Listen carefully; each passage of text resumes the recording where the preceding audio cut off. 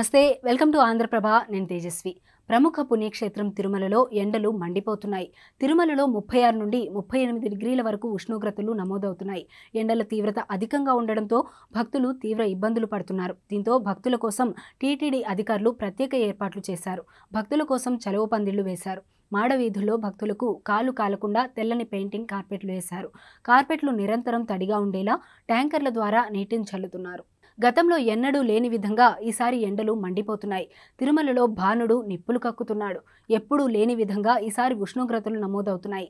శ్రీవారి దర్శనం కోసం వచ్చే భక్తులు ఎండల తీవ్రతతో తీవ్ర ఇబ్బందులు పడుతున్నారు. మాడు పగిలేలా ఉన్న ఎండతో సతమతమవుతున్నారు. ఇక పిల్లలు, వృద్ధుల పరిస్థితి మరీ దయనీయంగా ఉంది. శ్రీవారి దర్శనం తర్వాత ఆలయం వెలుపలికి వచ్చే భక్తులు కాళ్లు కాలుతుండటంతో పరుగులు తీసే పరిస్థితి ఉంది. ఈ పరిస్థితుల్లో భక్తులకు ఇబ్బందులు కలగకుండా టీటీడీ ప్రత్యేక ఏర్పాట్లు చేసింది. కార్పెట్లను వేసిన టీటీడీ అధికారులు ఎప్పటికప్పుడు వాటిని నీటితో తడిపి అవి చల్లగా ఉండేలా చూస్తున్నారు. అలాగే వైట్ పెయింటింగ్ కూడా వేయించారు. కార్పెట్లు, వైట్ పెయింట్ ద్వారా భక్తుల ఇబ్బందులను కొంతవరకు తగ్గించగలిగారు. వీటి ద్వారా ఎండల నుంచి భక్తులకు కొంత రిలీఫ్ లభించే అవకాశం ఉంది.